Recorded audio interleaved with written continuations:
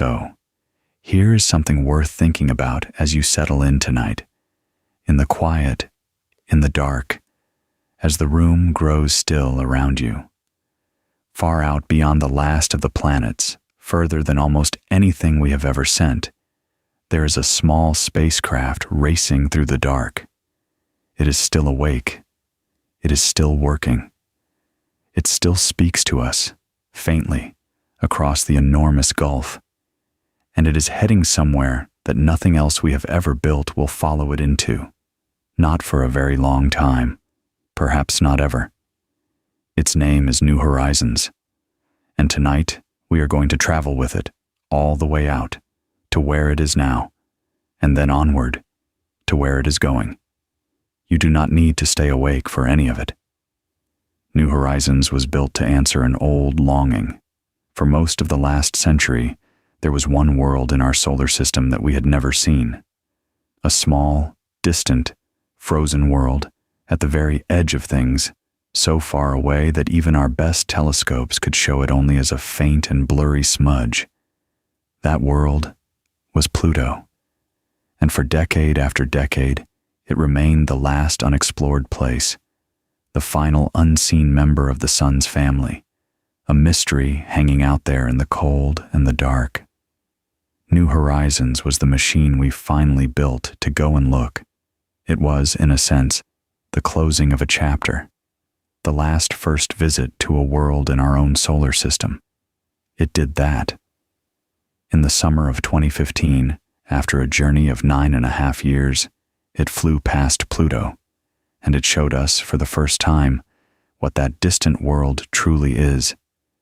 And then it did something more. It flew on, deeper into the dark, to a tiny frozen object even further out, and looked at that too. And then it kept going, because there was nowhere left to stop. Its great work was done, and yet, like the pioneers and the voyagers before it, it did not stop. It could not stop. It simply kept racing outward into the space between the stars, on a path that leads away from everything we know. This is a story about that path, and about the strange loneliness of it. Because here is the thing that gives tonight its quiet ache and its quiet beauty. New Horizons is not the fastest thing out there anymore. The Voyagers are further and moving faster. It will never catch them, and nothing is coming up behind it either. We have no spacecraft on the way to follow it, no plan to send anything after it that could ever catch up. So New Horizons is heading out into the dark essentially alone, on a road that no other machine of ours is traveling, into a future we have no way to reach. It is going somewhere we will never follow. And it is going there right now, tonight, as you lie here in the warm. You do not need to follow every step of this yourself. You do not need to hold the dates, or the numbers, or the names. If you drift off somewhere over Pluto, that is perfectly fine. The little spacecraft will keep racing outward, whether or not you are listening, just as it has for nearly 20 years, through every night of your recent life, without ever needing your attention. The point tonight is not to learn. The point is to rest, and to let your mind wander gently out along the path this last great explorer has taken, out past everything familiar, into the calm and endless dark, where it is still, at this very moment, quietly on its way. Let us begin then, not with the spacecraft, but with the world it was sent to see. Because to understand why we built something to fly 9.5 years across the solar system, you have to understand how long we waited, and how little we knew, and how badly some people wanted, before they died, to finally see that last small world at the edge of the dark. So let your shoulders soften, and your breathing slow, and let us go back, first, to a cold night in 1930, at an observatory in Arizona, and to a young man from a farm, comparing two photographs of the sky. The young man was named Clyde Tombaugh. He had grown up on farms in Illinois and then in Kansas, and he had not been able to afford to go to college. But he loved the sky. He built his own telescopes, grinding the mirrors by hand, using parts from old farm machinery, and he made careful drawings of the planets through the eyepieces he had made himself. He sent some of those drawings to an observatory in Arizona, hoping for advice. Instead, they offered him a job. And so, in 1929, this self-taught farm boy arrived at the Lowell Observatory in Flagstaff to take up a long and tedious task that no one else much wanted. The task was to find a planet that might not exist. For years, astronomers had suspected there might be another world out beyond Neptune, a ninth planet, tugging faintly on the others. The search for it had become something of an obsession at Lowell, and the way to search was painstaking almost beyond belief. Tombaugh would photograph the same patch of sky on 2 different nights, days apart. Then he would place the 2 photographs in a machine called a blink comparator, which let him flip back and forth between them, very quickly, again and again. The stars, being distant and fixed, would stay perfectly still. But a planet, being near and moving, would appear to jump, just slightly, from one position to the other. All he had to do was find, among the hundreds of thousands of tiny dots on each plate, the one dot that moved. It took him about a year of long cold nights at the telescope and long tedious days at the blink comparator, flicking between plates, star by star, dot by dot, searching for the one speck that shifted. And then, in February of 1930, on plates he had taken in January, he found it. A faint dot, out near a star in the constellation of the Twins, that jumped, just a little, from one plate to the next. He checked it again. And then he walked down the hall and said, quite calmly, that he had found a possible new planet. He was 24 years old. The world had a ninth planet, and it was given the name Pluto, after the god of the underworld, the dark realm at the edge of things. Stop and picture that moment for a second. A young man, not yet 25, no college degree, ground his own mirrors from farm scraps, and he found a world, a whole new planet, at the edge of the sun's family. How did he do it? Not with genius exactly, with patience, endless, quiet patience, night after night at the telescope, day after day at the blinking machine, flicking between 2 photographs, star by star, dot by dot, hundreds of thousands of tiny specks, and somewhere among them, one that moved. Would you have kept looking that long? Most of us would have given up. He did not.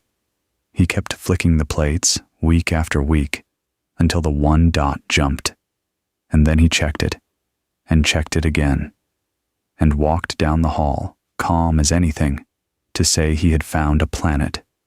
That is how the ninth world was found. Not in a flash, in a slow year of looking, by a farm boy who loved the sky. The first 2 letters also honored Percival Lowell, whose observatory it was, and whose search it had been. For the rest of the 20th century, Pluto remained almost entirely a mystery.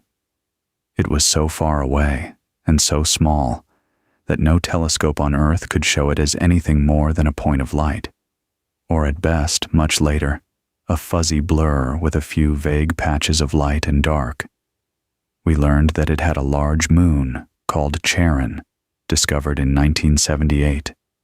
We learned, roughly, how big it was, and how long its year was, and that it had a thin atmosphere that came and went as it swung nearer and further from the distant sun.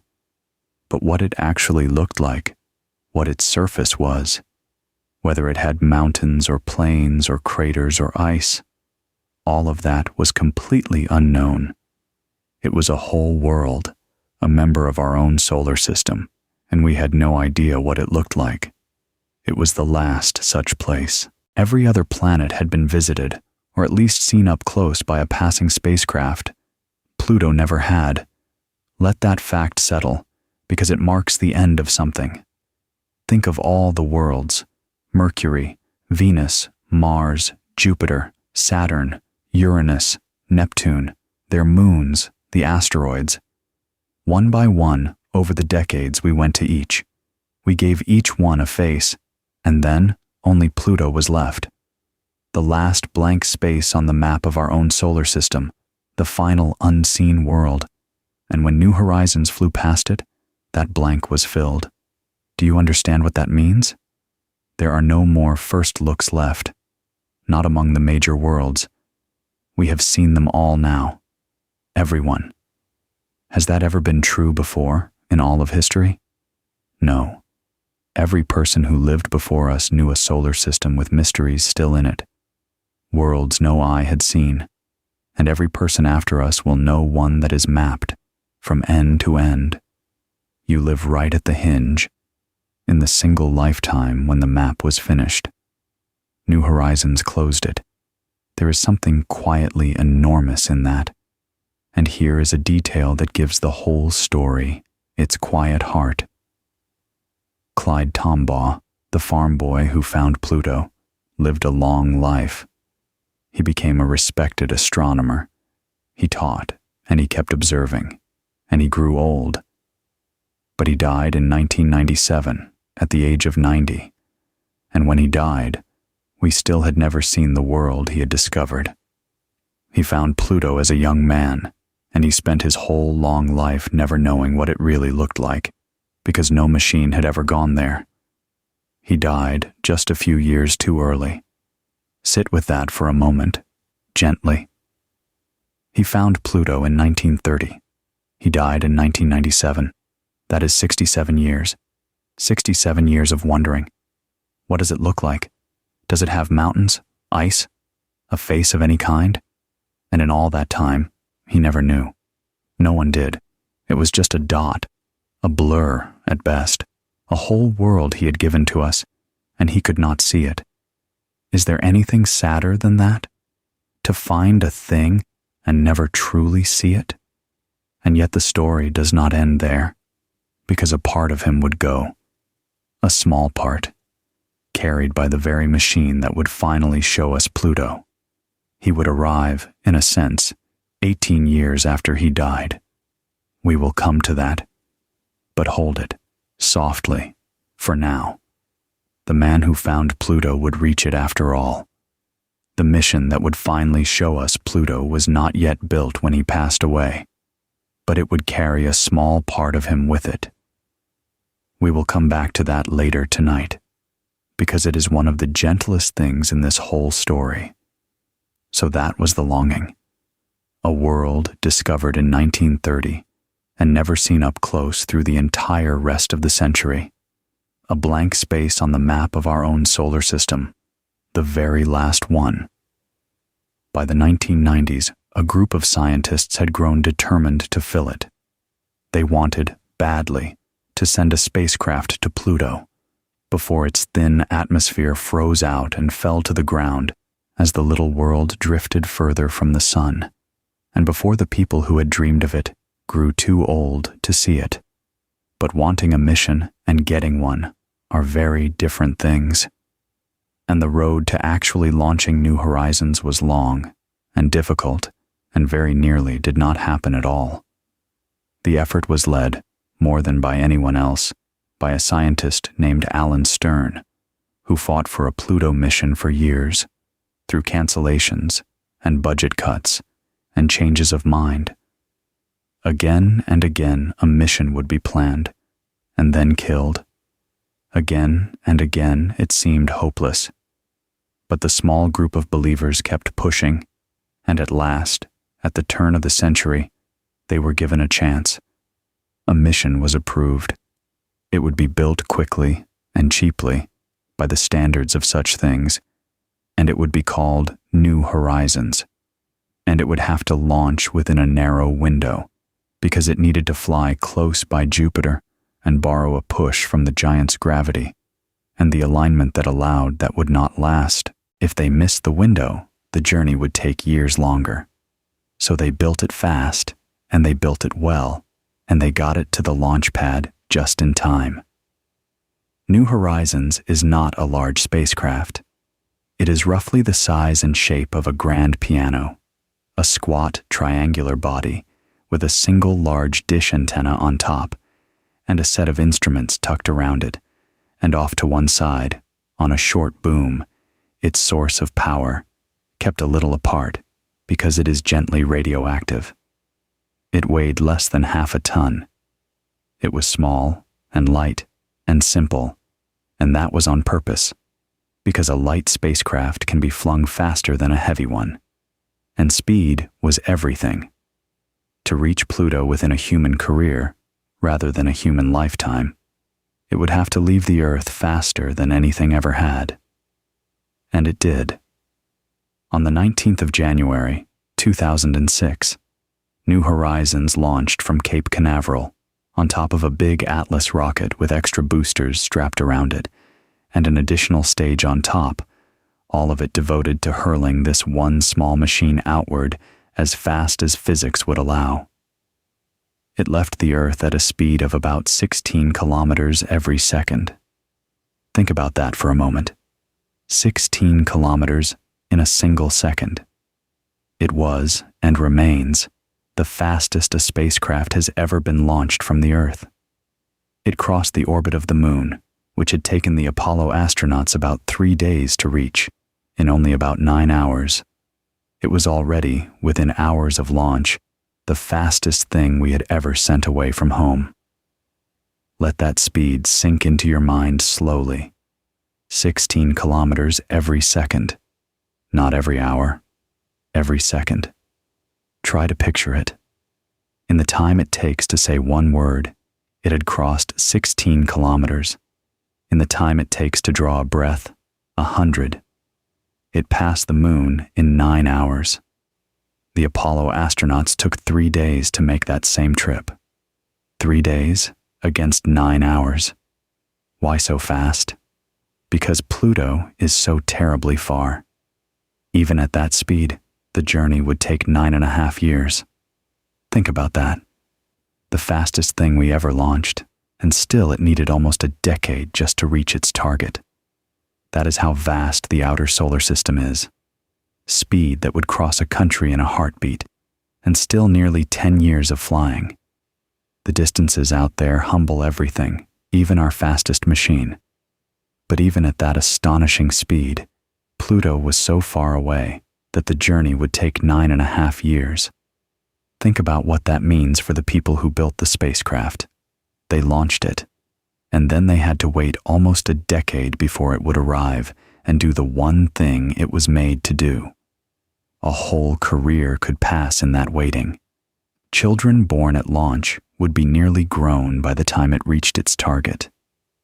And in all those years, the spacecraft had to survive, alone, in the cold and the dark, without failing, without breaking, saving its strength for the single day that mattered. The first stop along the way came early. Just over a year after launch, in early 2007, New Horizons flew past Jupiter. It did not go there to study the giant, though it did take the chance to look, watching storms and lightning in the volcanoes of Io, testing all its instruments on a real world before the main event. It went to Jupiter for a push. Flying close by the giant planet, it used Jupiter's enormous gravity as a slingshot, exactly as the pioneers and voyagers had done before it, stealing a little of the planet's motion and being flung onward, faster, cutting years off its journey to Pluto. After Jupiter, there were no more worlds to visit for a very long time. There was only the long, dark cruise across the outer solar system. And here, the builders of New Horizons did something clever, something none of the earlier probes had done in quite the same way. For most of that 9.5-year cruise, they put the spacecraft to sleep. They placed it into hibernation, a deep, low-power rest, with most of its systems switched off, spinning slowly in the dark, sending home only a faint, steady tone once a week to say that all was well. It was like a bear sleeping through a long winter. Hibernation saved wear on the instruments. It saved money on the ground because fewer people had to watch it. And it let the spacecraft rest and keep its strength for the work ahead. Every so often, they would wake it, check it over, run a few tests, and then let it sleep again. For years, this was the rhythm of the mission. A long sleep, a brief waking, a long sleep again, out in the growing dark, while Pluto crept slowly closer. There is something tender in that image, if you let it be. A small machine, asleep in the dark, spinning slowly, most of it switched off, sending home only a faint tone once a week. Just a heartbeat, really. Still here, still well, still on my way. For years, that was all it said. Why let it sleep? To save it, to spare its instruments, to keep its strength for the one day that mattered, like a traveler resting through a long night before a hard journey. And every so often, they woke it, checked it over, ran a few tests, and let it sleep again, year after year.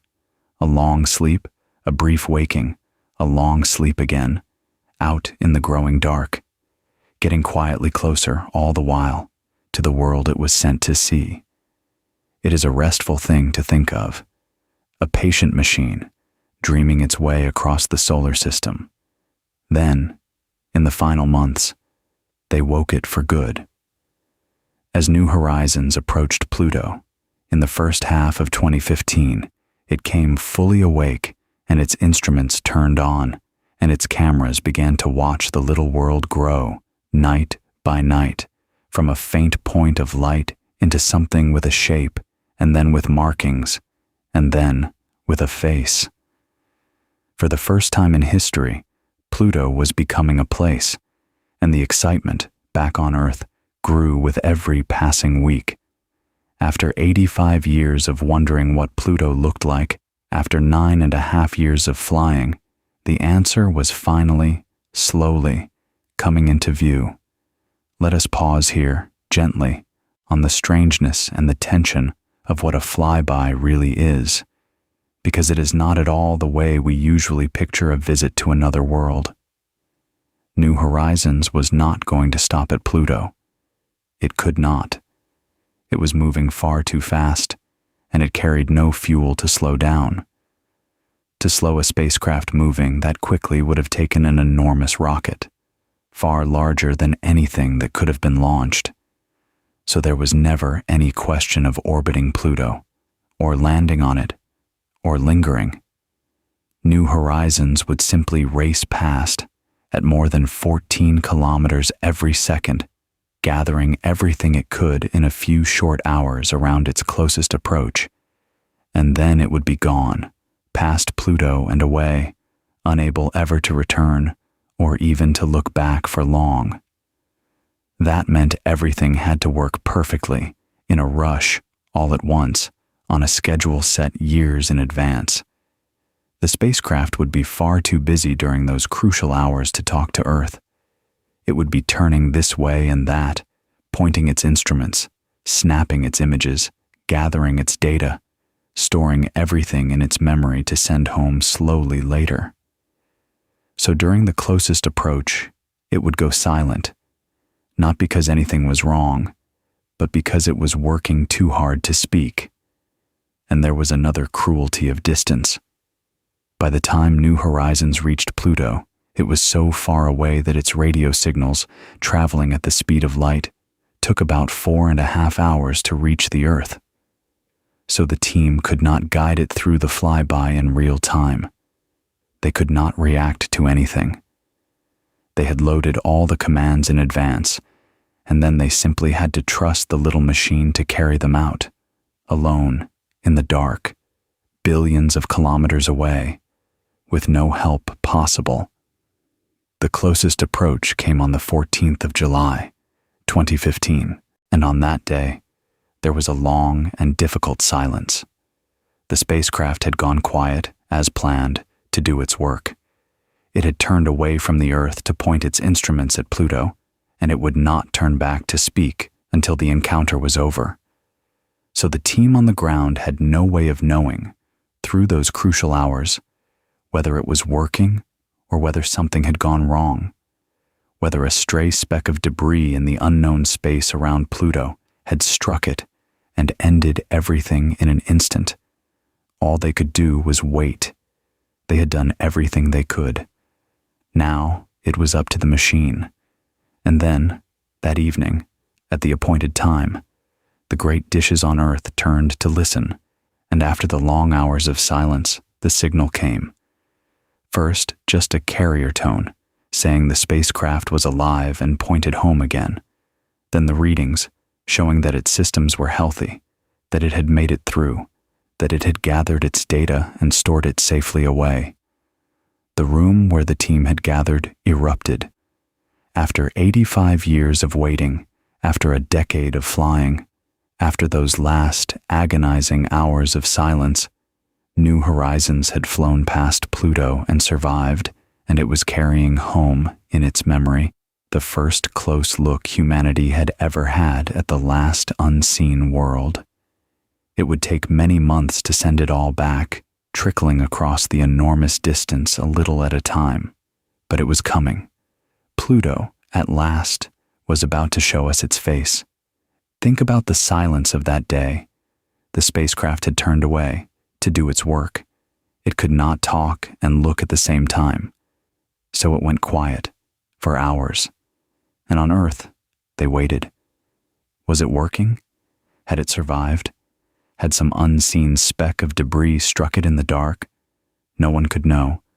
They could not help it. They could not even see. The commands were all sent long ago. It was 4.5 hours away, at the speed of light. So all they could do was wait. Imagine that waiting. A decade of work. 85 years of wondering. And it all came down to a few silent hours, and a machine alone in the dark. And then, that evening, the signal came. First a tone, alive, pointed home, then the readings, healthy, whole. It had made it. The room erupted. Can you blame them? After all that, the little machine had flown past Pluto and lived. And what a face it was. Everyone had expected Pluto to be a dead world, a frozen rock, cratered and gray and still, like our own moon, or like the little moons of the outer planets. It had been sitting out there in the deep cold for 4.5 billion years, so far from the sun that it receives almost no warmth at all. What could possibly be happening on such a world? Nothing, surely. It should have been a cold, dead, ancient thing, its surface unchanged since the birth of the solar system. That is what nearly everyone thought. They were wrong. The first thing that caught everyone's eye was the heart. Across one whole side of Pluto, in the returning images, there was an enormous pale shape, smooth and bright, shaped almost exactly like a heart. It was so clear, so unexpected, so oddly tender, that it became famous around the world within hours. And when the scientists looked closer at that heart-shaped region, they found something astonishing. The left half of it, a vast plain, was smooth, perfectly smooth. There was not a single crater on it. And in the solar system, a surface with no craters is a young surface, a surface that is being renewed, wiped clean and remade, because anything old enough would have been pockmarked by billions of years of impacts. This plain was not old. It was being remade somehow, even now. That smooth plain, which was given the name Sputnik Planitia, turned out to be a vast sheet of frozen nitrogen, a glacier not of water, but of nitrogen ice, kilometers deep, slowly churning and flowing like the surface of a lava lamp, warmed just enough from within to keep moving, cell by cell, over ages. Frozen nitrogen, flowing like a glacier, on a world at the very edge of the solar system. No one had imagined it. And around that plain rose mountains, sharp and tall, some of them thousands of meters high. And those mountains were made of water ice, which at Pluto's terrible cold is as hard as rock, hard enough to stand up in great jagged peaks. There were mountains of water ice and glaciers of nitrogen, and a thin blue haze in the sky, layer upon layer of it, catching the distant sunlight. Pluto, it turned out, was not a dead world at all. It was active and complex and astonishingly varied. It had smooth plains and rugged highlands. It had what looked like ancient frozen lakes and channels where liquid may once have flowed. It had strange bladed ridges of ice and dark reddish regions colored by a chemistry that happens when sunlight touches the simple ices of the outer solar system. It had a thin atmosphere, mostly nitrogen, stretching far out into space. And all of this on a world smaller than our own moon, so far from the sun that noon on Pluto is dimmer than dusk on Earth. It was one of the great surprises in the history of planetary science. The last unseen world had turned out to be one of the most interesting places we had ever visited. Let that overturning settle gently. Everyone expected a dead world. Why wouldn't they? Pluto is tiny. It is unspeakably cold. It sits 4.5 billion years old at the edge of the dark. Noon there is dimmer than dusk here. What could possibly still be happening on such a world? Nothing, surely. A frozen rock. Still since the beginning. That is what nearly everyone believed. And they were wrong. Completely wrong. There were glaciers, flowing, mountains, rising, hazes, layered in the sky. A great smooth heart with no craters at all, being remade even now. How? On a world that cold? We still do not fully know. Something warms it, faintly, from within. Enough to keep it alive. And that is the lesson, gently. The far, cold, forgotten places are not always dead. Sometimes the quietest world of all turns out to be the most alive. And its large moon, Charon, was a wonder in its own right. Charon is so big compared to Pluto that the two of them orbit each other like a pair of dancers, circling a point in the empty space between them. New Horizons found that Charon, too, was a place of drama. It had an enormous canyon system, far deeper and longer than anything on Earth, stretching across its face as though the whole moon had once cracked. And at its north pole, there was a strange dark red cap, a stain, which turned out to be made of material that had drifted over from Pluto's thin atmosphere and settled there, at the cold pole, over ages, slowly darkening in the faint light. Two small frozen worlds, locked together at the edge of the solar system, each stranger and more alive than anyone had dared to hope. Now, there is something aboard New Horizons that makes the Pluto flyby almost unbearably moving, and it brings us back to Clyde Tombaugh, the farm boy who found Pluto and died before he could ever see it. When New Horizons was being built, Tombaugh's family gave the mission a small container holding a portion of his ashes, and that little container was fixed to the inside of the spacecraft with a simple inscription, remembering him as the discoverer of Pluto and calling him a son of the farms of the American heartland. And so, when New Horizons flew past Pluto in 2015, it carried Clyde Tombaugh with it, the man who had found that distant point of light in 1930, and who had wondered his whole life what it truly was, and who had died without ever knowing, finally arrived. His ashes flew past the world he discovered, closer than anyone or anything from Earth had ever been, 85 years after he first spotted it on a photographic plate. There is something almost too perfect about that, too gentle to be anything but true. He never saw Pluto with his own eyes. Not really. only ever as a faint moving dot. But a part of him went there. A part of him was the first human remains ever to travel that far from the Earth, carried past the very world he had given to the rest of us, and then onward, out of the solar system entirely.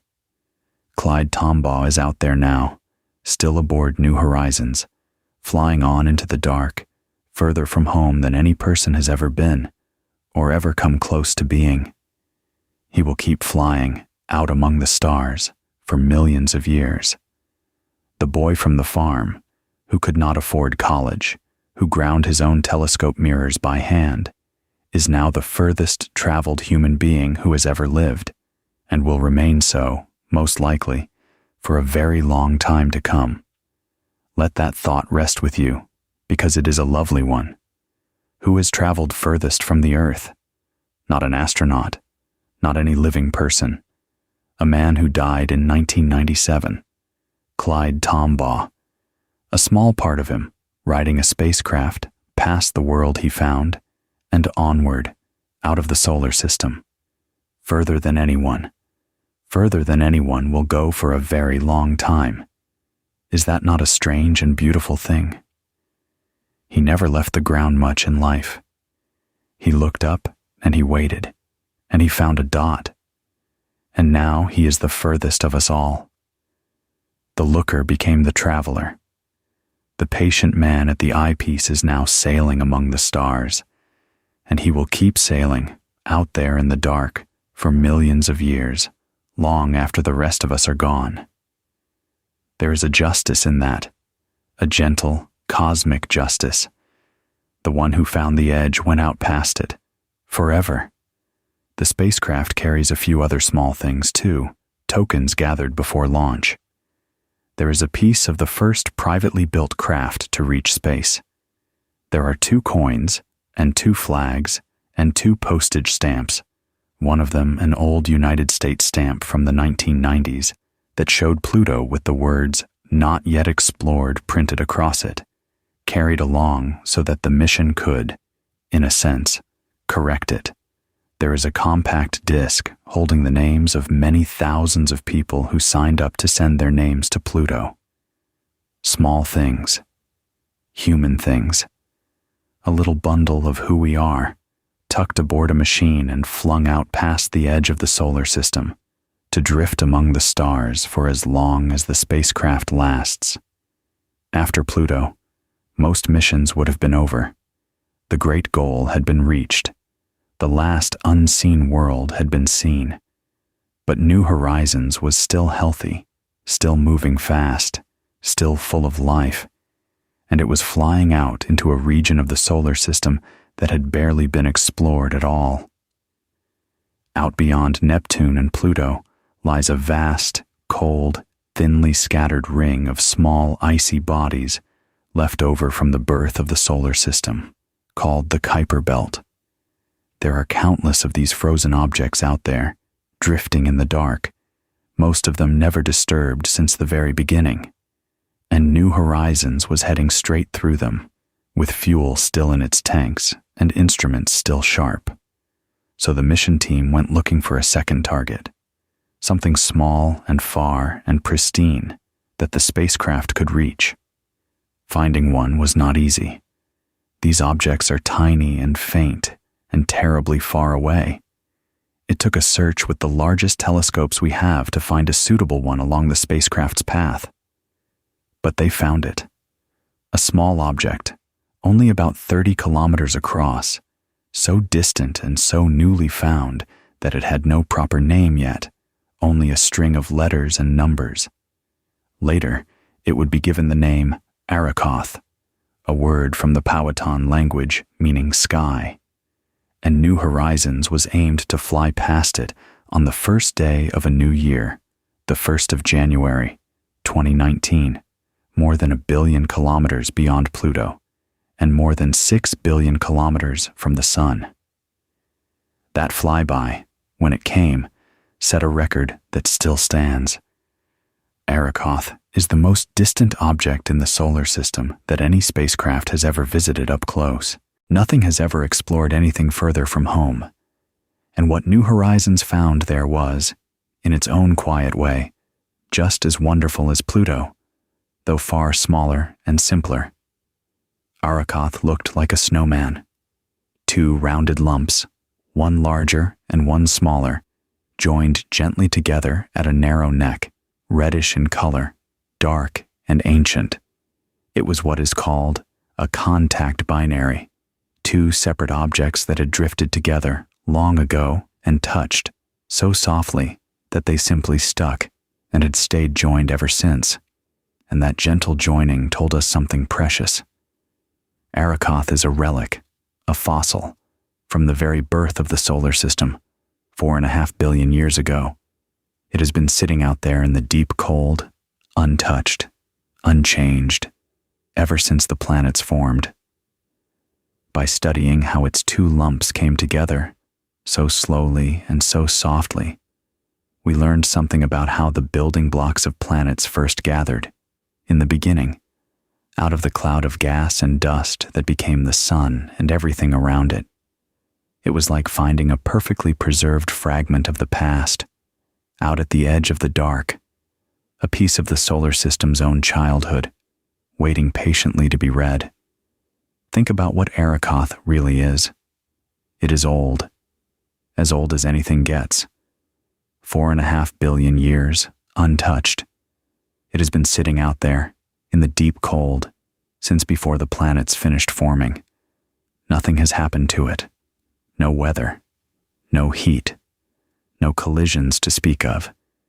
It is frozen, exactly as it was at the very beginning.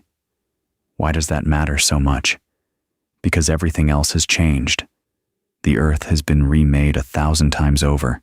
The planets have churned and shifted, but Arrokoth has not. It is a fossil, a snapshot of the first days, and its shape told a story. Two soft lumps, joined at a gentle neck, not smashed together, touched, slowly. So slowly they simply stuck. And that is how the building blocks of worlds first gathered, long ago. Softly, gently, not in violence, but in a slow and patient coming together. A small frozen snowman, out past Pluto, still holding the secret of how it all began, and a small fast machine from Earth flew past it in a few short hours on a winter's day and read it and sent the story home. After Arrokoth, there were no more targets within reach. The spacecraft had done more than anyone had asked of it. It had seen Pluto, the last unseen world. It had seen Arrokoth, the most distant world ever visited. It had, in a sense, closed two frontiers at once. And now it flew on, outward, into the emptier and emptier dark, with no more worlds ahead of it to visit, only the long road out of the solar system and into the space between the stars. But it was not finished. It was still awake, still working, still carrying instruments that could study the space around it. And so its mission changed, from exploring worlds to exploring the emptiness itself, and the great boundary that lay ahead. To understand what it is doing now and why it can keep going, we need to look, as we did with the earlier probes, at where it gets its power. Out beyond Pluto, the sun is far too faint and far too distant to run a spacecraft on sunlight. So New Horizons, like the pioneers and the voyagers before it, carries its own power source, one that needs no sunlight at all. It carries a single radioisotope thermoelectric generator, a device holding a quantity of plutonium-238, which is gently, steadily radioactive, and which, as it slowly decays, gives off a constant warmth. That warmth is turned directly into electricity, without any moving parts, by the same quiet trick of the thermocouple, hot on one side and cold on the other, that ran the spacecraft before it. And as with those earlier probes, the power is slowly fading, because the plutonium is always decaying, giving off a little less warmth every year. But New Horizons launched more recently, and its generator still has a good deal of life left in it. The best estimates suggest it will have enough power to keep its instruments running into the late 2030s and perhaps beyond into the 2040s. So unlike the pioneers, which are long silent, and the voyagers, which are down to their final flickering instruments, New Horizons still has years of working life ahead of it. It is the last of the great outward explorers, still in the fullness of its strength, still able to look around and report on what it finds out there at the edge. To save that strength, New Horizons still sleeps, as it did on the long cruise to Pluto. Between its bursts of work, it is placed back into hibernation, spinning slowly in the dark, most of its systems off, dreaming its long mechanical dream, sending home only the faintest weekly tone. And then, every so often, it is woken. And one of those wakings happened not long ago, in the summer of 2026, when the spacecraft roused itself from hibernation once again, about 6 billion miles from the Earth, to resume its work at the edge of the solar system. It came awake, checked itself over, turned on its instruments, and began again to study the strange and empty region it is now passing through. Far out in the dark, older now, its great flybys behind it, it woke and stretched and got back to work. There is something quietly moving in that waking. Picture it, a small machine 6 billion miles away, asleep for a long stretch, and then, at the appointed time, it stirs. It runs its checks, it turns its instruments back on, and it gets to work again. No fuss, no complaint. Just back to the task. Does it know how far from home it is? Of course not. It feels nothing, but we can feel it, on its behalf. So far away that its voice takes hours to reach us. So far that the sun is just a bright star now, and still it wakes, faithfully, and does its job. There is a kind of loyalty in that, even if it is only the loyalty of good engineering. It was built to work, and so it works, alone, at the edge of everything. It woke in 2026, out in the dark, and stretched, and carried on. It is working still, tonight, as you lie here. What is New Horizons studying now, out there in the dark? It is studying the edge of the sun's domain. To understand that, it helps to remember that the sun is not simply a ball of light sitting in empty space. The sun is windy. It blows a constant stream of charged particles out in every direction, a thin, hot wind rushing outward at hundreds of kilometers every second. This solar wind blows past all the planets and carves out an enormous bubble in the thin gas between the stars. That bubble is called the heliosphere. And for your whole life and all of human history, everything we have ever known has lived inside it. But the bubble has an edge, far out in the dark, where the wind from the sun finally grows too weak to push back against the gas and the pressure of interstellar space. The Voyagers crossed that edge years ago, and it was one of the great achievements of their long lives.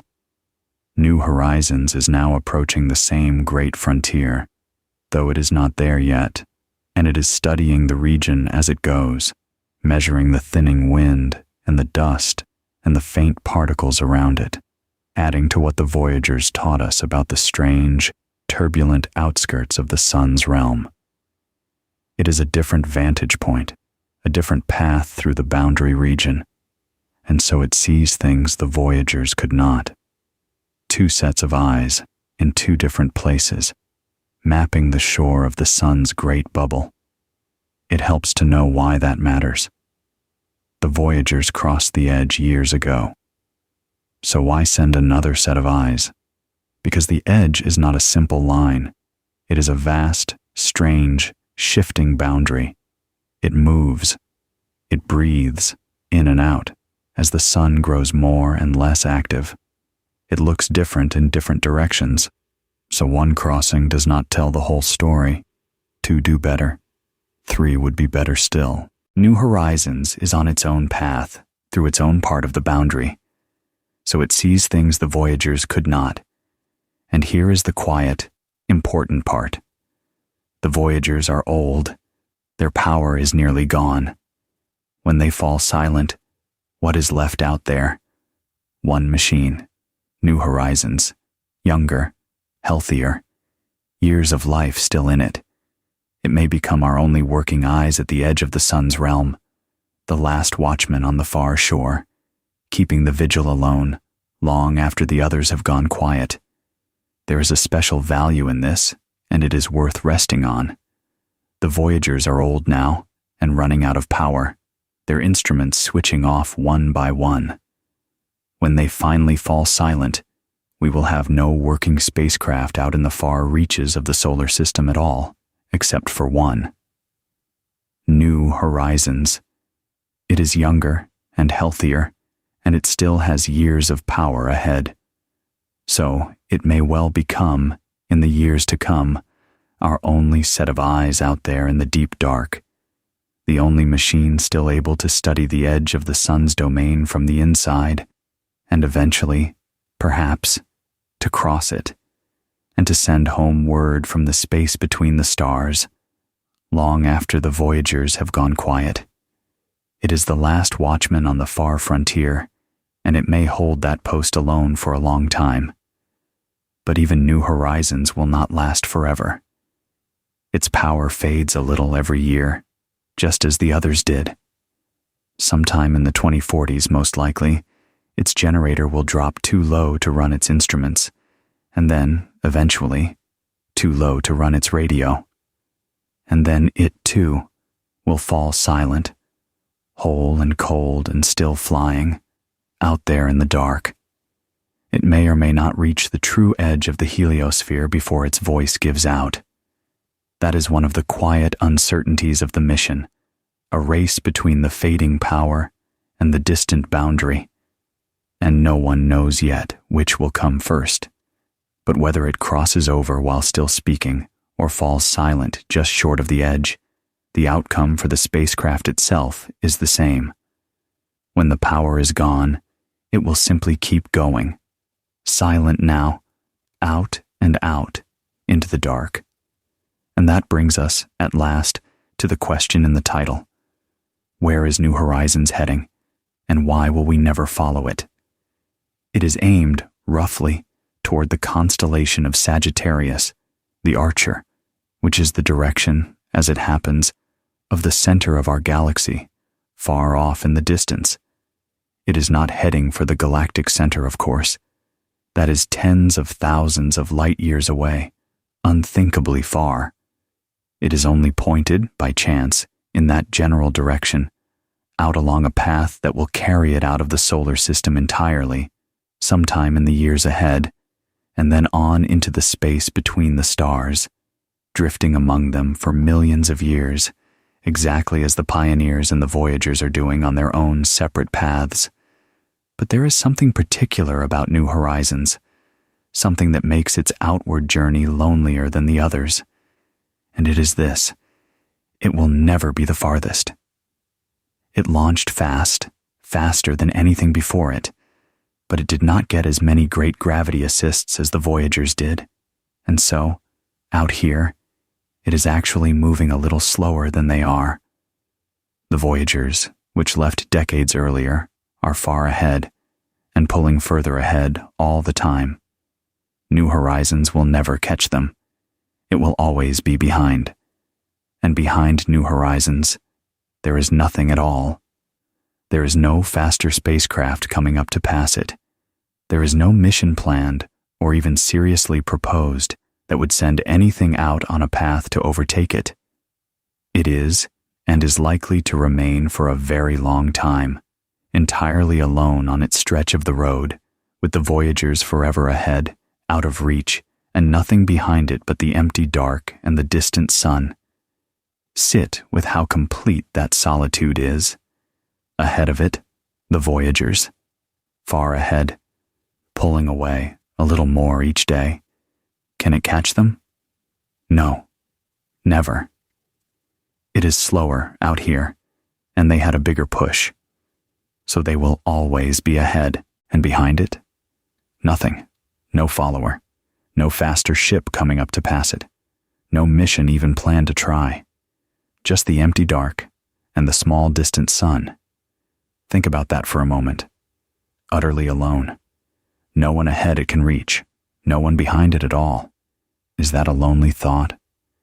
It could be, but turn it gently. It is also a kind of freedom. It answers to no one. It races no one. It simply goes, at its own pace, on its own road, through a dark that belongs for now to it alone. The last of the five. The final explorer. Alone on its stretch of the endless road. That is what the title means, when it says New Horizons is heading somewhere we will never follow. It is not that the place is special. It is that the going is one way, and solitary, and final. We built 5 machines over the decades that are leaving the solar system. The 2 pioneers, long silent, the 2 voyagers, nearly so, and New Horizons, the last and the youngest, still awake, still speaking, but destined to fall silent too, in time, and then to drift on alone, on a road no 6th machine is traveling. For now, at least, and for the foreseeable future, New Horizons is the last of them, the final explorer we have sent to the edge and beyond, the end of a great chapter of reaching outward. When it goes silent, someday in the decades ahead, there will be no working spacecraft anywhere near the edge of the solar system, and no plan to send another. It is, in that sense, the last of its kind, heading out into a dark that we, for now, have no way and no plan to follow it into. Let the scale of the road ahead settle over you slowly, because it is a peaceful thing to rest against. When New Horizons finally leaves the heliosphere, sometime in the 2040s, it will still be only at the very beginning of its interstellar journey. The distance to even the nearest star is so vast that the whole of its mission so far, the flight to Pluto, the visit to Arrokoth, the years of study at the edge, is only the first tiny step of a walk that will last for hundreds of thousands, and then millions, of years. It is not aimed at any star in particular. Like the others, it was only ever sent outward, away. But it will drift among the stars, in the general direction of the archer, for a span of time that dwarfs everything. In about 10,000 years, or a little more, New Horizons will have crossed a distance that light itself takes only a little time to travel, and yet by our own measure, it will have been drifting for 100 human lifetimes. It will not come near any star for a very long time, far longer than that. And in all those ages, it will barely change. Out in the space between the stars, there is almost nothing to wear it down. No air, no rain, no weather, no hands, only the deep cold and the dark and the thin, faint drift of dust, which will pit its surfaces so slowly that whole ages pass between one small change and the next. It will remain recognizably itself, most likely, for hundreds of millions of years. And so, like the plaques on the pioneers and the golden records on the voyagers, the small human things aboard New Horizons will endure. Clyde Tombaugh's ashes will endure. The disk of names will endure, for a while at least, out there in the cold. The little bundle of coins and flags and stamps will endure. They will very likely outlast almost everything else that human beings have ever made. Long after our buildings have crumbled, and our cities have been buried, and the very continents have drifted and reshaped themselves, New Horizons will still be out there, in the dark between the stars, carrying its small cargo of who we were, drifting on. It may well be, along with its 4 older cousins, among the longest-lasting evidence that we ever existed at all. There is a particular sweetness in the thought of Tombaugh out there, so I hope you will forgive returning to it once more, gently, as it is a fine thing to fall asleep on. Here was a young man who could not afford college, who ground his telescope mirrors from scraps of farm machinery, who found a whole world with his own patient eyes and a blinking machine and a year of cold nights. He never saw that world as anything but a moving dot. He died believing, perhaps, that he never would see it. And now a part of him has flown past it, closer than anyone will likely ever go again, and is sailing on, out of the solar system, further than any human being has ever traveled, carried gently through the dark for millions of years to come. If there is a more fitting reward for a lifetime of patient looking, it is hard to imagine one. The looker becomes the traveler. The one who found the edge goes out past it, forever. Let us think, too, about what New Horizons means as an ending, because it is a gentle kind of ending, and worth understanding rightly. For a few remarkable decades, from the 1970s onward, our species did something it had never done before and may not do again for a long while. We reached out, again and again, and touched every major world in our solar system for the first time. Mercury and Venus and Mars, Jupiter and Saturn and Uranus and Neptune, their moons and the asteroids and the comets. And finally, last of all, Pluto, and then a tiny frozen relic even beyond it. In the span of a single human lifetime, we went from having seen none of the outer worlds up close to having seen all of them. And New Horizons, at Pluto, was the moment that long chapter closed. It was the last first look. There are no more unseen major worlds in our solar system waiting for their first visit. We have seen them all. That is a remarkable thing to have happened in so short a time, and it is worth honoring, quietly, as you rest. You have lived through, or been born just after, the only period in all of human history during which the solar system went from mostly unknown to fully mapped, at least in its broad strokes. Every person who lived before that time knew a solar system with blank spaces still in it, worlds no eye had ever truly seen. Every person who lives after will know a solar system whose every major world has a face, and mountains, and weather, and a character of its own, because a handful of small machines went out, one by one, and looked.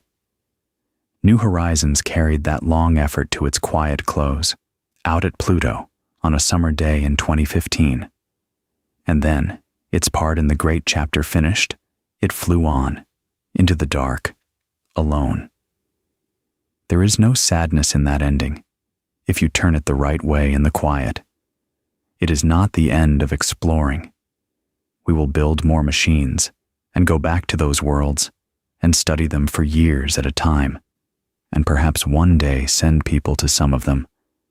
But the first looking, the initial reaching out to touch each world once, that particular adventure is complete, and New Horizons was the one that finished it. There is a kind of gentle satisfaction in a thing being complete, in a long task carried all the way to its end. The map of our own solar system, which humanity had been slowly filling in for thousands of years, was finished, in its first rough draft, by this one small machine. And then the machine flew on past the edge of the map entirely, into the blank beyond, where it travels still. There is one thing about this journey that no words ever quite capture, and it is worth resting against all the same, because the mind grows calm when it stops trying to grasp it. It is the sheer size of the distances. We say New Horizons is about 6 billion miles away, and the number is so large it means almost nothing. So try it a different way. Light, which can cross the entire width of the Earth in a small fraction of a single second, which reaches us from the moon in about 1.25 seconds, which takes about 8 minutes to travel here from the sun, takes many hours to reach us from New Horizons. When it flew past Pluto, its signals took about 4.5 hours to reach the Earth. It is much further now, and the delay is longer still. Every message from it is hours old by the time we hear it. And even that gap, so wide that light itself takes hours to cross it, is a tiny thing, a first footstep, next to the distance the spacecraft still has to go. The nearest star is more than 4 light years away. Light takes more than 4 years to reach us from it. New Horizons, moving far slower than light, would take tens of thousands of years to cross a similar distance, and it is not even heading toward that nearest star, only outward, in the general direction of the Archer. Beyond lie thousands and millions and billions more stars, scattered across a galaxy so wide that light takes 100,000 years just to cross it. New Horizons, for all its record-breaking speed, is still, on that scale, barely at the edge of our own doorstep, only just stepping off the porch into a night that stretches on almost without end. Try holding the distance a different way, since the numbers alone slip through the mind. Light is the fastest thing there is. It crosses our whole world in a blink. It reaches us from the moon in a second, from the sun in 8 minutes. And from New Horizons, hours, many hours now. The same light that laps the Earth in an instant needs most of a day to reach one small machine. And that gap is nothing. Nothing at all, next to the stars. The nearest star is more than 4 years away, at that same impossible speed. New Horizons, far slower, would need tens of thousands of years to cross a gap like that. And it is not even aimed at that nearest star, only outward, toward the Archer. So where is it really, on the scale of the galaxy? Barely at the door, just off the porch. One small step into a night with almost no end. And still, it took that step. That is the wonder of it. And yet, it is stepping off it. That is the wonder, and it is worth holding gently as you rest. For all of human history, we were bound to one world. Then, for a brief and glorious while, we reached out and touched all the others. And now, drifting out there in the true dark, beyond the last of the worlds, there are 5 small things that we made, with our own hands, that have left the whole solar system behind. New Horizons is the youngest and the last of them, still awake, still speaking, still racing outward with its small cargo of human things. Not a person, not yet, though it carries the ashes of one, but a thing we made, carrying a piece of us, out past the edge of everything we know. Let yourself feel, for a moment, the particular quality of its solitude, because it is not a frightening solitude, but a strangely peaceful one. New Horizons is alone in a way that is almost pure. Ahead of it, unreachably far, are the Voyagers pulling away. Behind it, nothing at all. No follower, no companion, no plan for one. Around it, the vast, thin dark of the outer solar system, growing emptier the further it goes. And within it, a small, warm glow of plutonium and a handful of instruments still faithfully working, and the ashes of the man who found the world it was sent to see. It is as alone as anything we have ever made. And yet it is not lost, and it is not in distress, and it is not, in any way that matters, suffering. It is simply doing what it was built to do, which is to go and to look, and to send home what it finds, for as long as it can. There is a kind of dignity in that solitude that is worth carrying into sleep. We often think of being alone as something to be feared, or fixed, or escaped. But here is a thing, out in the dark, utterly alone, further from any company than anything human beings have ever built, and it is at peace. It goes about its quiet work without complaint. It does not need us to be nearby to keep doing what it does. It simply carries on, steadily, faithfully, in the great emptiness, because that is its nature. And perhaps there is a small comfort in that for us, on the nights when we feel alone. Solitude is not the same as suffering. A thing can be entirely alone and entirely at peace, and can go on doing something quietly worthwhile, out in the dark, for a very long time. Let that be a small comfort to carry into sleep.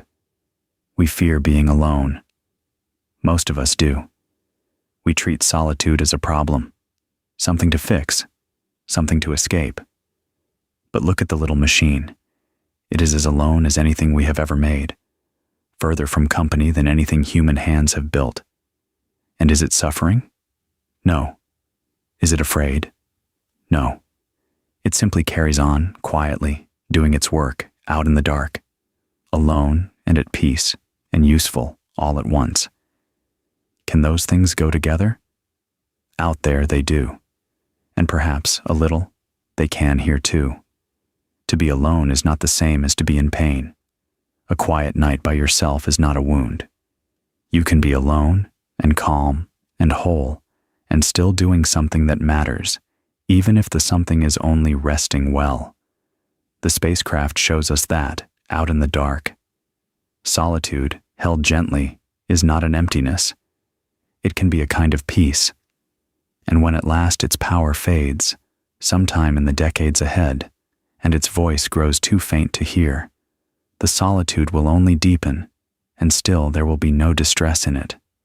It will simply keep going, silent now, whole and cold, carrying Clyde Tombaugh and the disk of names and the little bundle of human tokens, out and out, into the dark. Nothing about the spacecraft will change in that moment. It will not stop, or fall, or slow. There is nothing out there to slow it. The silence will be only on our end. To us, the mission will end. To the spacecraft, nothing will end at all.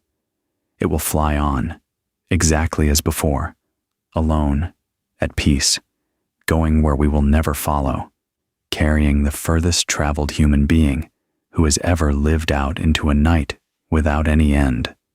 Sometimes people ask whether anyone will ever find new horizons, whether the disk of names or the little tokens aboard it will ever be seen by any other eyes. And the honest answer is that it is extraordinarily unlikely, and that this does not really matter at all. Space is mostly empty, emptier than any word for empty can truly convey. The distances between the stars are so vast and the spacecraft so small that the chance of new horizons ever passing close to anything, let alone anything able to notice it, is so tiny that it is barely worth calculating. Unlike the pioneers and the voyagers, New Horizons carries no plaque or record meant as a message to the stars.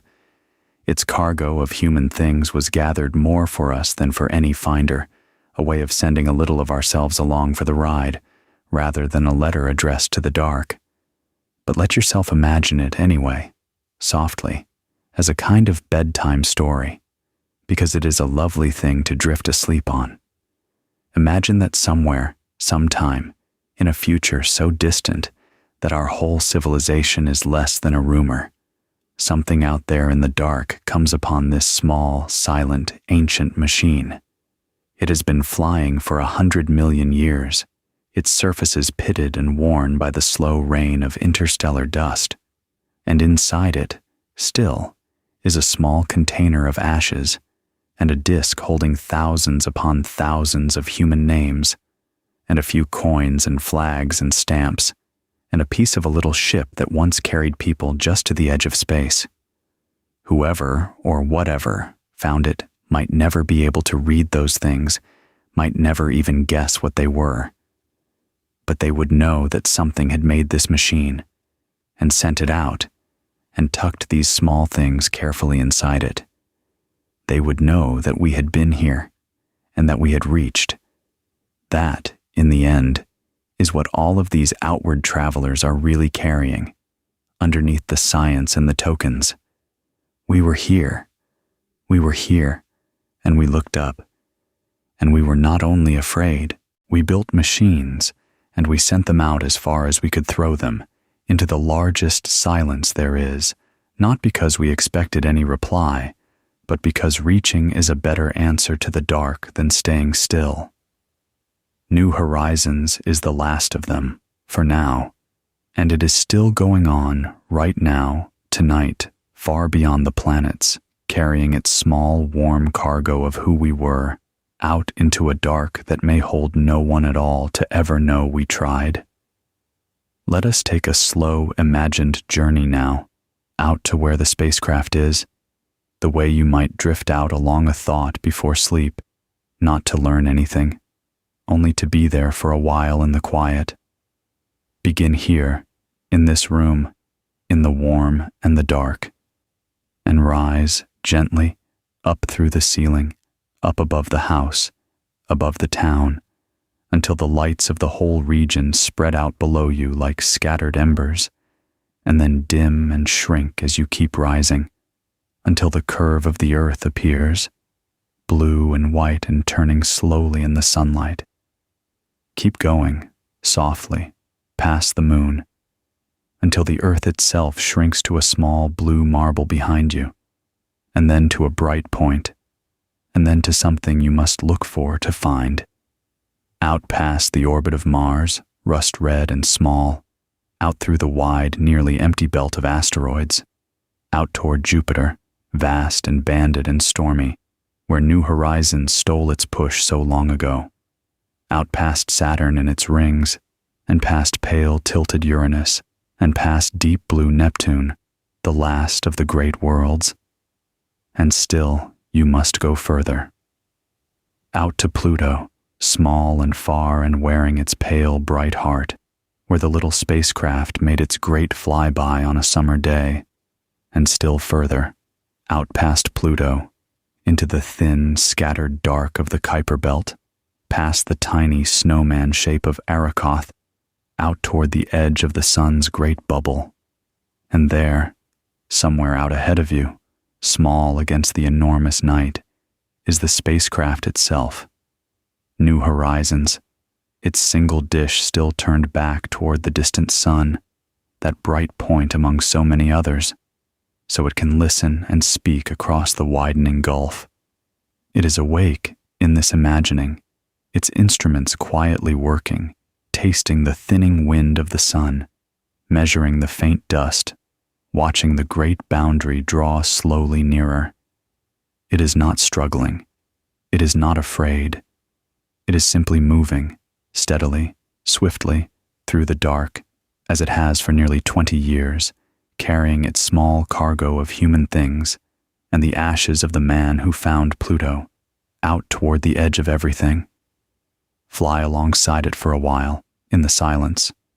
There is no sound out here, of course, no air to carry any sound, only the deep quiet of the outer dark. The sun is one bright point behind you both, one star among thousands, sharp and steady and unblinking.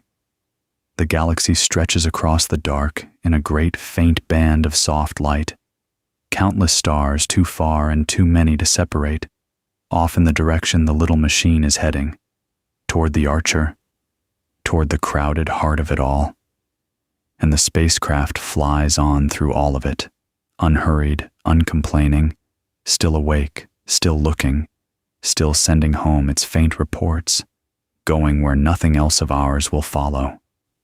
You do not need to go any further with it. Let it fly on ahead of you, softly, into the dark, growing smaller and smaller, until it is only a point, and then not even that, swallowed gently by the enormous night, still flying, still whole, still at peace. It is worth spending a quiet while on the people who made this journey happen, because their part in it is a gentle and human thing to rest against. New Horizons very nearly did not exist at all. For years, the idea of a mission to Pluto was proposed and funded and then canceled, and proposed again and canceled again, through changes of budget and changes of mind, until it seemed to many that it would never happen.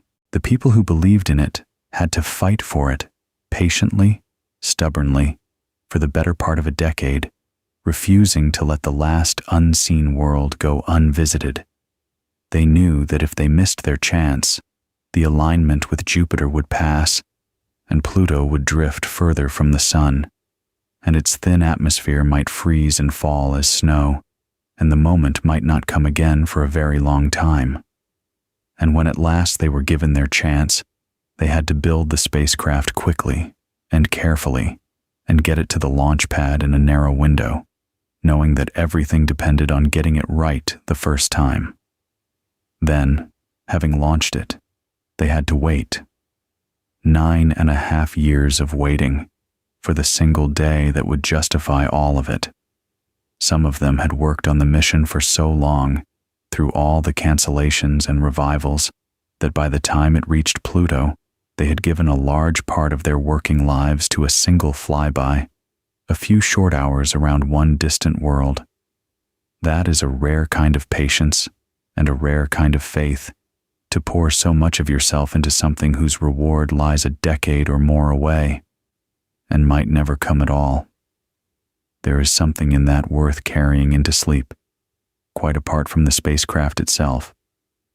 So much of what is worth doing is slow. So much of it asks us to work, and wait, and trust, without any promise that the reward will come, or that we will be there to see it, if it does. Clyde Tombaugh spent a year of cold nights to find a single moving dot. The team behind New Horizons spent decades to see that dot become a world.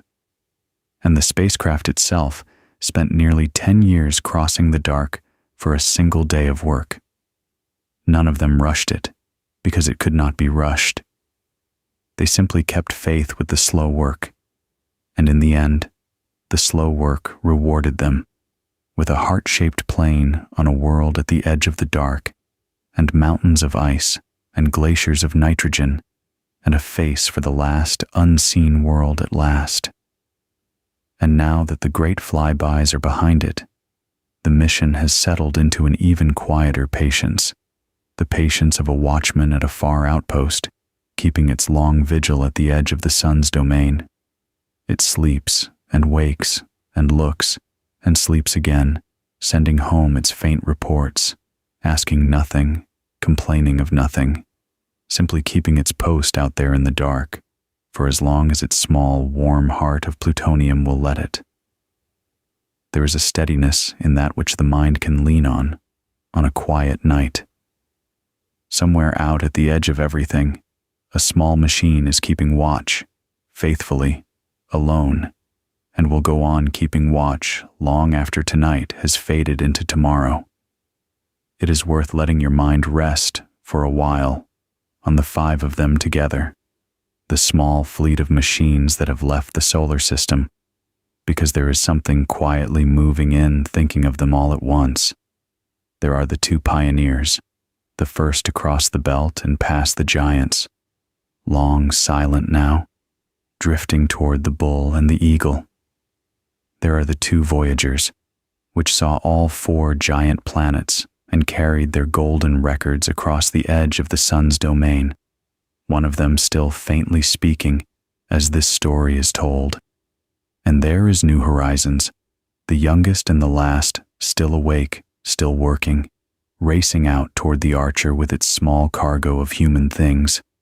5 machines, sent out over the course of about half a century, each on its own path, each alone, each carrying some token of the world that made it. They will never meet.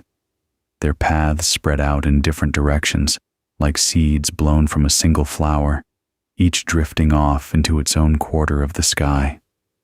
They cannot signal one another, and could not even if they still had the power, for the distances between them are as vast as the distances to the stars, and yet there is a kind of fellowship in thinking of them together. These 5 quiet travelers, all born on the same small blue world, all flung outward by the same restless curiosity, all now scattered through the dark on journeys that will outlast everything we know. They are the first things our species ever sent beyond its own doorstep, the first small proof that a creature bound to one planet could, if it tried hard enough, reach past the walls of its own home, and touch the space between the stars. And of the 5, New Horizons is the last for now, the final one we have sent, the youngest and the healthiest and the only one still in the fullness of its strength. When it too falls silent, sometime in the decades ahead, there will be, for a while, no new travelers going out to join them, and no way to catch the ones already gone. That is not necessarily a sad thing. Chapters end. The great first age of outward exploration, the age that began with the pioneers and reached its close with New Horizons, was a particular moment in the story of our species, and moments pass and are followed by other moments of other kinds. But it is worth marking quietly that we are living near the end of that first age, and that New Horizons is its last outward-bound emissary, still speaking to us tonight, still carrying us outward for a little while longer. There is a deeper thought here, too, worth turning over slowly as the mind grows heavy. These 5 machines are, in a sense, the way our small and short-lived species reaches across spans of time it could never otherwise touch. No person will live for 1,000,000 years. No civilization we know of has lasted even a small fraction of that. We are, each of us, here for only a little while, and even our grandest works on Earth crumble and are forgotten in what is, by cosmic measure, the blink of an eye.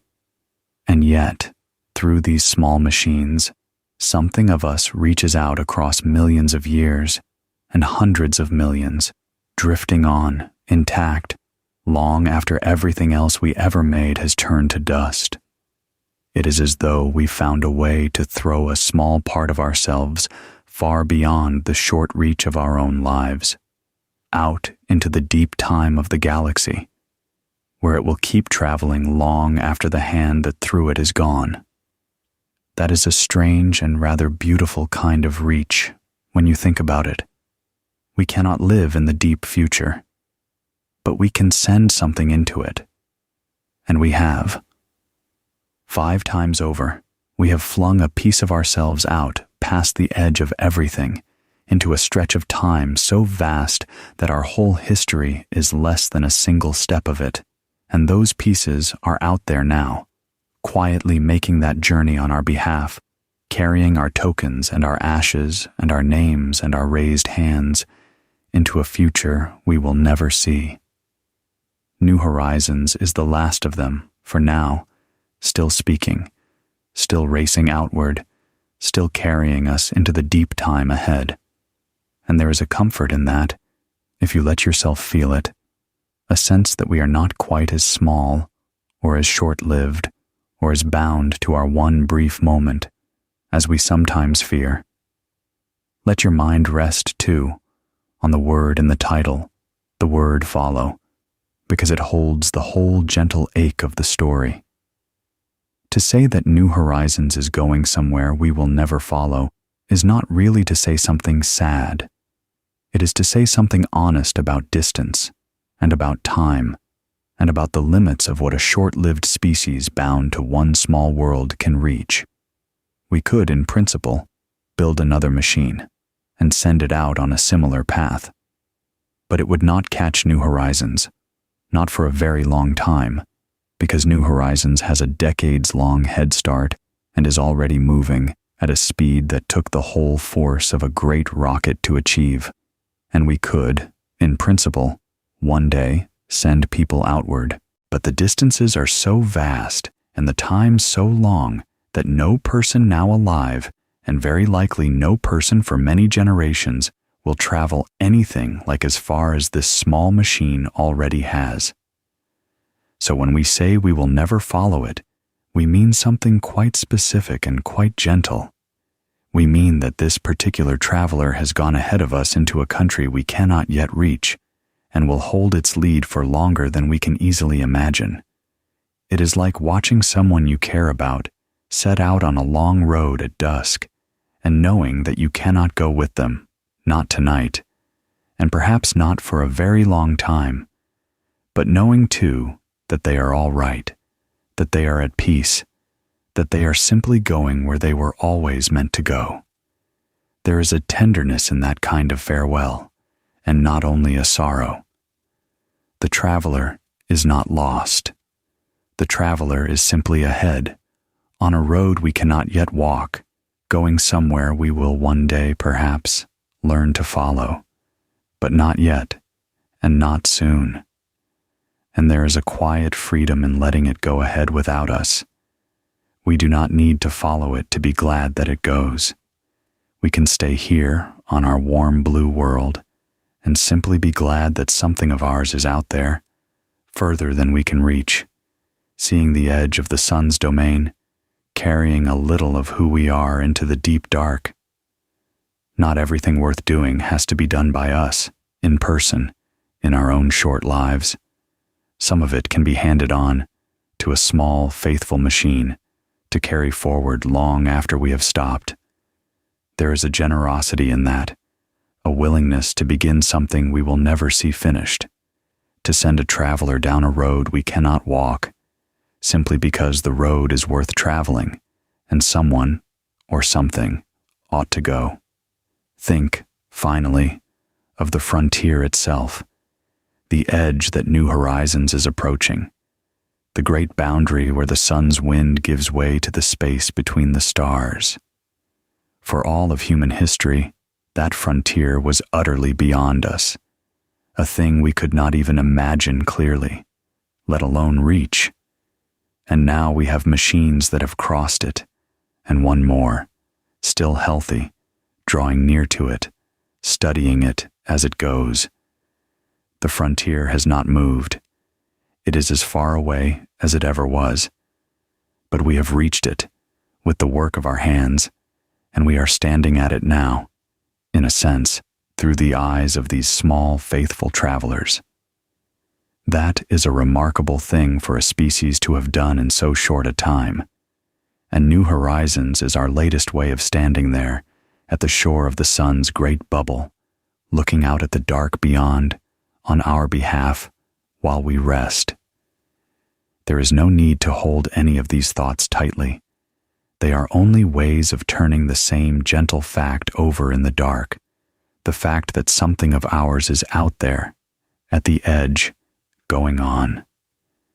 You can let the thoughts loosen now, and grow soft, and begin to drift, as the story itself begins to draw toward its close. The frontier will still be there in the morning. The little machine will still be racing toward it, and you will have rested, which is the only thing tonight asks of you. It is worth returning once more to the world at the heart of this story, and letting the wonder of it wash over you slowly, because Pluto turned out to be so much stranger and lovelier than anyone had dared to hope. Consider that great pale heart spread across one whole face of the little world, so clear and so tender that it charmed the entire earth within hours of the first sharp images arriving. The western half of that heart is a vast plain of frozen nitrogen, kilometers deep, and it does not sit still. It churns, ever so slowly, in great rounded cells, warmed just enough from below to keep flowing, so that over ages the whole surface renews itself, erasing every crater, staying forever young. There is nothing else quite like it anywhere we have ever been. A sea of soft nitrogen ice, quietly turning over, at the far edge of the sun's reach, around that frozen sea-rise mountains. And here is a thing worth pausing on, for it is easy to say and hard to truly picture. Those mountains are made of water ice. On Earth, ice is soft, and it melts in your hand. But at the terrible cold of Pluto, water ice is not soft at all. It is hard as stone, hard enough to stand up in great jagged peaks, thousands of meters tall, that will not slump or melt for billions of years. So Pluto has real mountains, as grand as any on Earth, but carved from frozen water rather than rock, gleaming faintly in the dim light of a sun that is little more than a very bright star in its black sky. mountains of ice, standing over a sea of slowly churning nitrogen under a thin blue haze. It reads almost like a dream, and yet it is a real place, and a small machine flew there, and saw it, and sent it home. And beyond Pluto, out where New Horizons went next, the solar system thins into that vast, cold, scattered ring of ancient icy bodies, the Kuiper Belt, of which Pluto itself is really the largest and brightest member. There are countless small, frozen worlds out there, most of them never disturbed since the beginning of everything, drifting slowly in the deep cold, far from the warmth and the light. It is one of the least explored regions we know of, a whole vast realm of the solar system that we have only just begun to glimpse, and New Horizons flew straight through it, pausing to study the little snowman of Arrokoth on the way. There is something in the thought of that great dim ring of frozen relics, circling patiently at the edge of the sun's domain, that quiets the mind, a reminder of how much of even our own solar system remains dark and cold and almost entirely unknown. To think of these places as you drift off is a gentle thing, because they ask nothing of you. They are simply out there, being what they are, the churning heart of Pluto, and the ice mountains, and the thin blue haze, and the great scattered ring of frozen worlds beyond, all of them turning slowly in the dark, whether or not anyone is watching, whether or not anyone remembers their names. They were out there long before we knew of them, and they will be out there long after we are gone, quiet and cold and patient, at the edge of everything. And one small machine went out to see a few of them once, and then flew on into the dark beyond, where it travels still. There is one more quiet thought worth resting on before we gather the story up, and it concerns the strange privilege of the moment we happen to live in. If you had been born 100 years ago, Pluto had not yet even been discovered, and the outer worlds were little more than points of light and educated guesses. If you are born 100 years from now, all of this will be old history. The first looks long since taken, the maps long since drawn, perhaps even people living on some of the nearer worlds. But you happen to be alive in the narrow window, when it was all still happening, when the last unseen world was seen for the very first time, when a small machine flew past Pluto and showed us its heart, when the map of our own solar system was finally, roughly, completed. That is not a small thing to have lived through, even if you only followed it from a distance, even if you barely noticed it at the time. And New Horizons was the machine that carried that long human effort to its close, out at Pluto, on a summer day. It was the last of the first explorers, the final emissary of an age of reaching outward that had lasted only about half a century, a mere flicker in the long story of our species, and yet an age in which we went from having seen none of the outer worlds to having seen them all. To have been alive for that, to share a lifetime with that quiet achievement, is a gentle kind of good fortune, the sort that is easy to overlook and worth pausing on once, in the dark, before sleep. So when you think of the little spacecraft now, out there at the edge, racing on toward the Archer, think of it not only as a machine, but as the last messenger of a remarkable moment, the moment when a small, curious species finished the first rough map of its own solar system, and then flung one more traveler out past the edge of it, into the dark beyond, simply to see what was there. That traveler is still going tonight, carrying the memory of that moment with it, out into a future that will forget almost everything else about us, but that will still, for hundreds of millions of years, hold this one small proof that we were here, and that we looked, and that we reached as far as we possibly could. It is worth taking a slow breath, too, over the plainest fact of all, the one folded into the title. New Horizons is still out there, right now, this very night. A real object with a real place in space, racing through the dark as you lie here in your bed. It is not a story that ended. It is not a thing of the past. It is happening at this exact moment, whether or not anyone is thinking of it. Somewhere far beyond Pluto, out toward the edge of the sun's great bubble, a small machine the size of a piano is awake and working and moving away from us at more than 14 kilometers every second, carrying the ashes of the man who found Pluto and a disk holding thousands of our names. It has been out there through every day of the last 20 years. It was out there through every ordinary afternoon and every quiet night you have lived in that time, faithfully doing its work, needing nothing from anyone. And it is out there still, tonight. And it will be out there tomorrow, and long after tomorrow has lost all meaning, going where we will never follow. We tend to think of the things we build as belonging to us, as staying near us, as wearing out and being set aside and forgotten.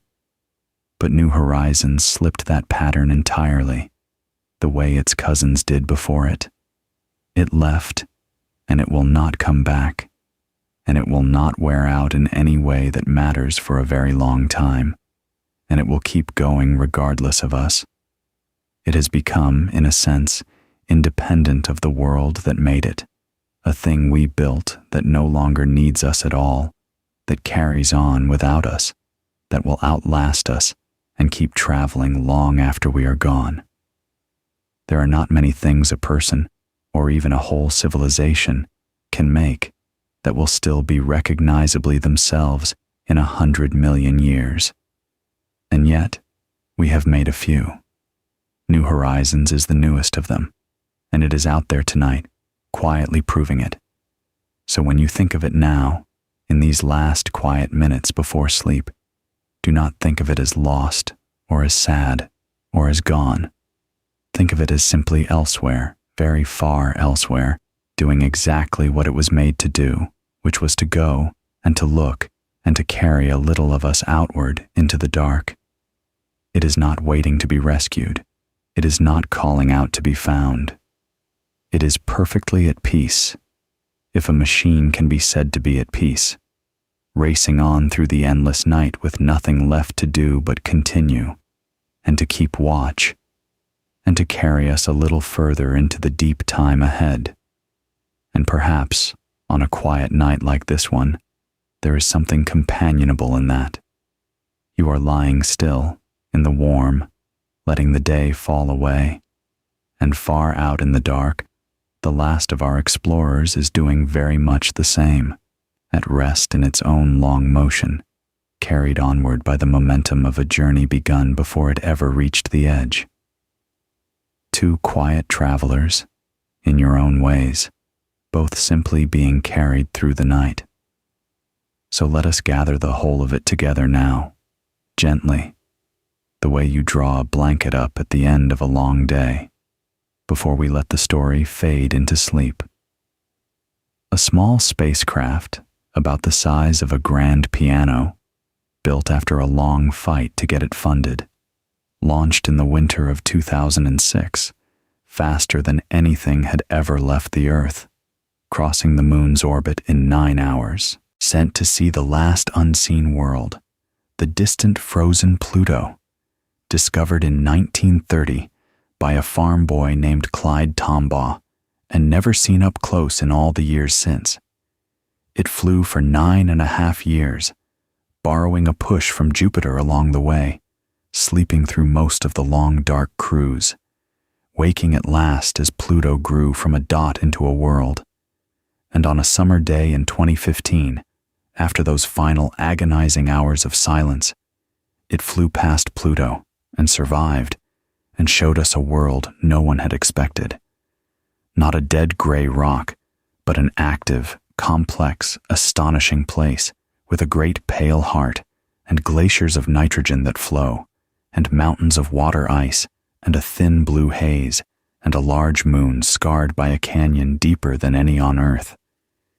And it carried, as it went, a small portion of the ashes of the man who had found that world and died without ever seeing it, so that a part of him arrived at last.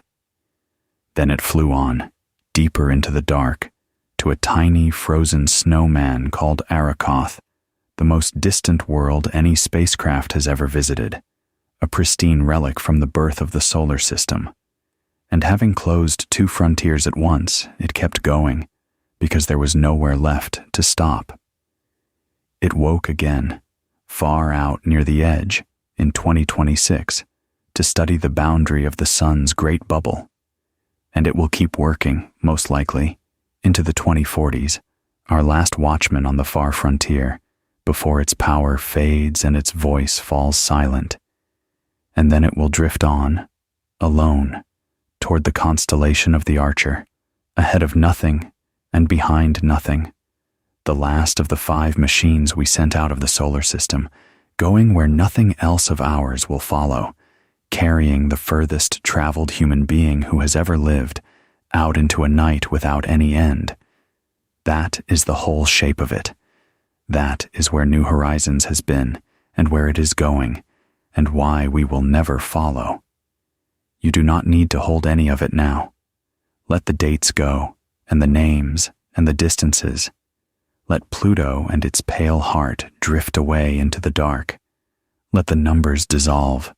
Keep only the one soft image, if you keep anything at all, of a small machine, far out at the edge of the solar system, still awake, still faithfully working, racing on through the dark, carrying a little of who we are outward, going on and on and on, needing almost nothing, afraid of nothing, at peace in the deep night, exactly as you are about to be.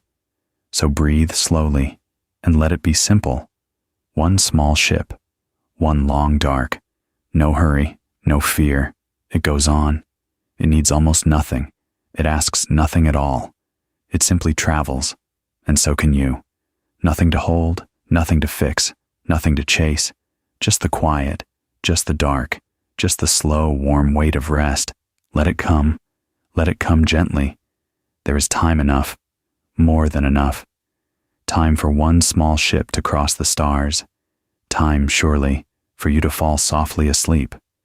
So let the whole journey settle now, slowly, the way stillness settles over a room at the very end of the day. We have been a long way tonight, out past all the planets, out to the pale heart of Pluto, out to a frozen snowman at the edge of the dark, and forward into a future so distant, the mind can only brush against it. It is time to come home now, and to rest.